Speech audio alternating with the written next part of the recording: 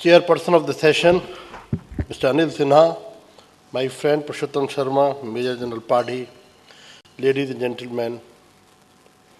This topic, cyber security, public safety and security and disaster management, was the initial topic communicated to us. And I thought there could be a lot of common kind of content in our talk. So I spoke to the person concerned and I said I will limit to the public safety and security, particularly its financial dimensions. I joined service about 25 years back. That was the era where all of us know there was no cell phones. The STD booths, where ISD booths were coming in India, and most of the surveillance was done, which was of the human nature, or to the some extent by interception of the phone and interception of the letters. Time change. In early 90s, technology explosion in India also started taking place. The computer networking also came into the place. But one thing which did not alter in the entire scenario was financial aspect of the, or financial allotment from the governments, or probably financial input in the security exercise. 9/11, all of us know, there were a lot of articles and there was a talk. How safe is America and what is the cost of the safety and security of the America? This led to all of us to have some degree of introspection. Where do we stand? There are many things which we all will agree, but I will just go to the one slide. Now this slide depicts a picture where per capita expenditure on hard security, leave aside other component, is $2,141. In India, armed forces spend about $30 per year on our security. And you will be amazed to know, per capita internal security expenditure, which basically police provides, per year is $7 per month. Now these figures, probably many of you may like to dispute it, that we provide almost 1 rupee per capita security per day. And what are the dimensions of the security? Physical security, cyber security, property rights security, all kind of securities we are to cover. Since the scope of this discussion is vast and wide, I brought this subject probably to instill some kind of understanding of the budget provisions which we are having for the security in this country. Now, with this budget, what we are expected to do?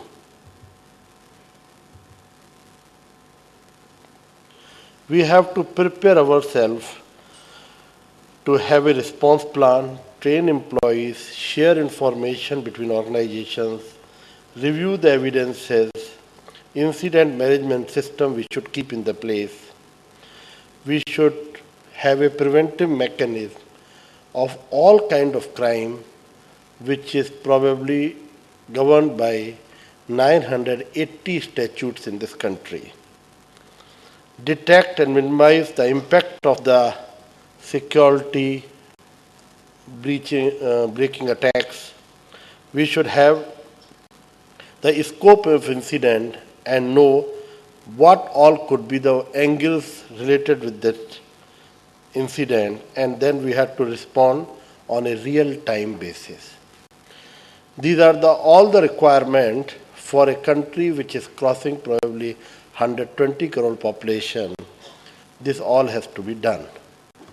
Now, cyber security, when we talk, alone in a city like Bombay, there are about 9,000 networks which can be accessed by anybody and can be used. We have very limited control on these computer networks or internet networks. Now, controlling such networks or preventing access or retrieving the data requires a specialist team which probably somehow or other, despite all of our efforts, we have been able to access not more than 2% of the internet-driven data in this country. You all would have heard that we are soon going to have access to all the servers of companies which are transmitting like Yahoo, Google and all those companies, and we will soon able to access this data as by way of legislation which Government of India is going to soon bring in, and that will lead to probably availability of all the information. These things are easier said than done.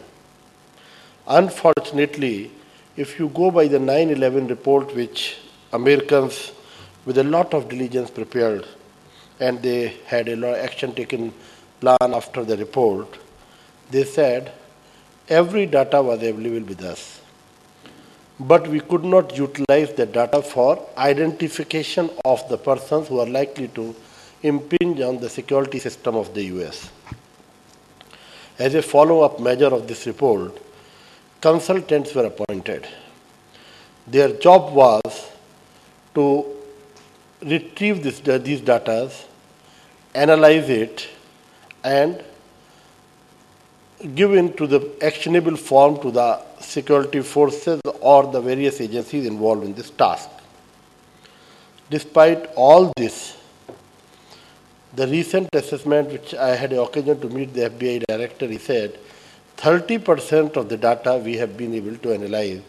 So it is such a voluminous task that we know certain data which are of very little consequence we are rejecting by doing a preliminary inquiry. And 30% data we are focusing. Now, this is the stage where probably they spend about $2,000 per capita on the hard security, and soft security component is different. It is said that $628 trillion is the cost of keeping the US safe. Now, the problem is this: when last 25 years, when we look back, the security system or the policing system or internal security system of the country was a low-cost venture. We used to provide security by spending very little money on it. The growth of the IT technology, information technology, has both positive and negative impact. The positive impact, everybody has been interlinked, real-time basis you transfer, connectivity has improved, but at the same time, the cost of keeping some kind of surveillance has also simultaneously gone up, and we have probably not able to keep pace with that. Whenever we talk of the private establishments, business establishment, why they are interested in doing these things. The business establishment tend to find the answer why they should do something. We, the other stakeholders who have to buy the technology, have to look from whom we should take. And probably those who have to decide have to look what cost we should buy. Now this cost and the quality, these two things have caused a great disharmony. Unfortunately, if you look over most of these outsourcing deals in India have come under some kind of dispute, scanner or the problem, because always a contemporary time cost reference gets distorted when you see the things after many years. And people start talking in retrospect that this could have been done, that could have been done. I am not sure whether some of you will recollect Kargil War. The Bofors which we imported, which we bought from, which we brought in India, the famous gun, we had to buy its ammunition from so-called the black market or the grey market area, because somehow or other we thought the decision of buying the Bofors was a bad one, so we should stop any kind of agreement with them to supply the ammunition, and we had to buy with the black market, and all that stories are well known to most of the people. This only gives a feeling that most of the time, bringing in technology, what people think at that particular reference point, subsequently there is a tendency to change the decision. And that is one of the reasons most of our purchase procedures have been delayed. Large number of the funds which come from the government of India to us, despite the fund per capita income being low, are not being utilized because taking such decisions people find extremely difficult, and this gives a probably hole in our safety and security environment. The Bombay blast which recently took place, there was a lot of talk about the resolution of the CCTV cameras. Now, all of you would have dealt the Britishers when they left India, they left India as a country of shopkeepers. Large number of technology which we get into government is from the private sources. It is by way of the vendors. And most of the people definitely have some reason to make financial benefit because after all they are running the company. To amalgamate those things and to scrutinize those things, in-house mechanism is not that effective or cannot be that effective because the technology is changing at a very fast pace. So with the result, most of the technology inflow in our government organizations is vendor driven. The people come, they push in their technology, and naturally whatever they have got, they want to push in and sell it. We don't have what is called as a system of standardization of this technology inflow even today on the place, whether it is police forces, armed forces, or the government of India's other establishment. And whether can we ever achieve this standardization of inflow of technology, I don't think it will be ever possible to the tune of 100%, but we may improve over the period of time. Now there has to be a healthy balance where errors have to be excluded from the domain of the malafidity. And as long as errors are bona fide or very close to bona fidity, they have to be forgiven if we have to bring in technology in our security and safety environment. Unfortunately, the protections which most of the government establishment had gradually has gone diluted. So if you look at the modernization funds in most of the government establishment, particularly in the police, are going underutilized. So there has to be somewhere giving scope for the error margin, and could be somewhere then we have got the technical bidding in the e-governance, e-tendering and other thing. We can incorporate some people from the consultant or outsiders who can judge the issue better. However, there is always a time lag in these issues when we start doing it. So when we look the security scenario of this country, probably somewhere lies one basic issue: per capita cost of the security setup. I had one Director General of Police who used to very frequently tell, of course not fondly, with a lot of despise, that in Allahabad railway station, the cost of one datun, I don't know how much you follow, a twig of neem or something, cost 1 rupee. And the cost of the security in this country for per capita basis, we are spending only 1 rupee. So with that kind of input, how we can provide foolproof or wholesome security, that is the issue which we have to probably ponder. There's a lot of truth behind it. And unfortunately, the security inflow of the fund and the threat perception which we are, there is a gradually gap is widening. And there is some degree of rationalization in some countries who cannot keep pace with it, that they have accepted certain degree of breach of security as way of life. The Spain is a very famous example which we talk. When they talk of war on terror, they joined initially, and there was a bomb blast in the train killing 192 persons. There was a change of the government. The government developed some kind of understanding from the people who were causing deleterious impact on the security fabrics of the country. And now Spain is living very comfortably. There had not been much of the incident. There are high surveillance countries like UK. They are paying a huge cost and their economy is in a bad shape. So somewhere some countries have found they have worked out a method to deal with it. And probably in India we have yet to take a stock which way we have to go. But of course, larger thinking remains that we should develop a security system which should be infallible. We should provide a public safety, and security and safety, when we talk, probably in a wider spectrum of the entire public safety, security is one of the component, it's a very limited component. And as policeman, I thought I will only talk about the security scenario, because the public safety is a much wider area. So we have to work it out to develop an infallible security system. Since we are only 3 or 4 panelists here out of 5 or 6, so I thought I took a little longish. Anyway, with this my few words and my presentation, I thought if there is anything you would like to ask me, you are free to ask. If you are not asking, still I'm okay. So I leave it to you to raise any issue on this subject.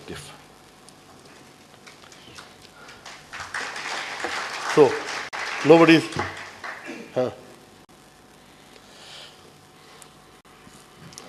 Congratulations, sir. Thank you, gentlemen. May I have your name? I am Ramakrishnan. Yeah. I'm currently advisor in NISG. Advisor in? NISG, Okay. National Institute of Smart Government. Okay. I must say that I thoroughly enjoyed what you said, a lot of plain speaking and practical data. Quickly, starting from the numbers of even when you particularly talked about, when you ask Yahoo, Google, everybody to post and share the data in the Indian servers, etc., you're going to be tons of data and you can't handle it. Now, what the US government does is, very recently, maybe a fortnight back in California, there was a conference of the top-notch people in the security conference, including academics in industry. Satellite phone was a very important, a lot of papers were there in that. Bombay, there was a satellite phone. So these kind of issues are, therefore, when you're sitting in the front line as a cop, you cannot handle it. Because the tracing back in the technology movement, you need the support of academics, you need the support of industry, and you need the support of a lot of people. So I think the bipartisan consortium building on a continuing constant basis, by whether you fund the academia or whether you constantly keep in touch industry, go out and seek them, please provide the following things for me on a continuing basis. So this approach is very important to me as we go forward looking at 5 years, 10 years. More closer to the other point about equipment, procurement. Now, CCTNS, is it a project which is giving all of you in the different states a procurement mechanism which is efficient and helpful? My simple question. Mr. Ramakrishna, I will be candid in telling there is a gestation period expected of any project, and there is a lifespan of the project. I am not going to comment on anything. After all, I am a serving government official. If a gestation period of a project is bigger than the lifespan of a project, probably we have not done any justice with that project. Now, all these projects should have a very much longer lifespan than the gestation period, and there had been few project precursors of the CCTNS where we collected data. We wanted to migrate the data into CCTNS project. Unfortunately, the migration of the data still has not taken place that way. So without going to the specifics,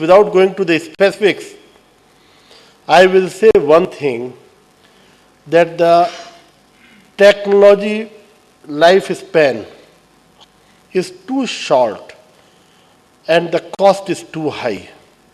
If we are looking for anything which is called as a foolproof or 100% outcome of our efforts, we will have to be really very, very budget intensive or financial intensive into this project.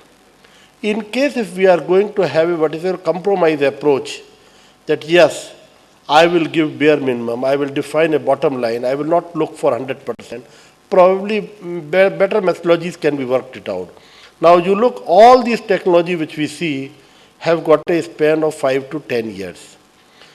Within 10 years, you find technology to be virtually getting outdated.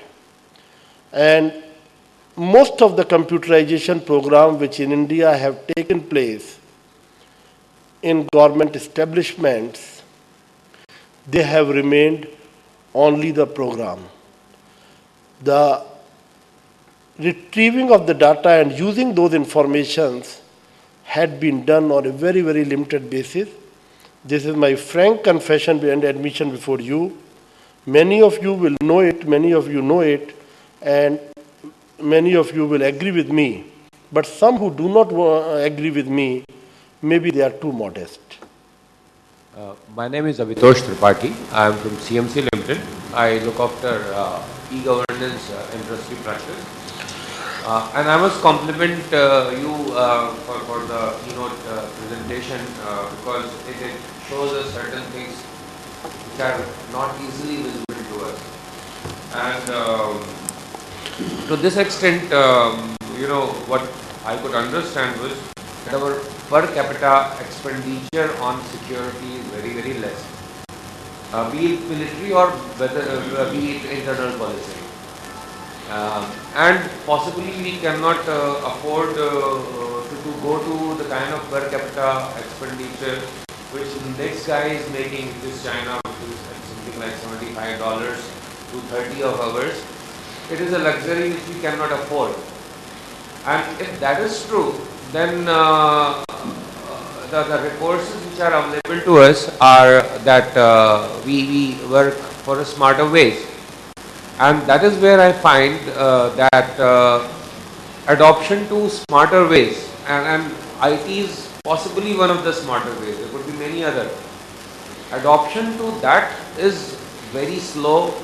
There are huge barriers and resistance pockets, and that is where we are reaching a situation where the basic security is also not available. So I would like you to comment upon this. I mean, what are some of those ways and means? Mr. Tripathi, you will be a bit digressing on the way the economic policy and the foreign policy of the country probably have many solutions of low per capita expenditure on the security of the country. There are countries like you look at Singapore, Sweden, landlocked countries, who do not have a very high budget on the security, but they have probably developed a mechanism of what is called as a strong or a different kind of foreign and economic policy. And with this policy, they have been able to compensate the security environment, particularly in the global context. Now, with regard to the internal security context, without providing the hard security in the changing scenario is a bit tough, and you will have to spend money for that. So, thank you, Mr. Sharma. Oh, thank you very much. Thank you very much. Given a very good account of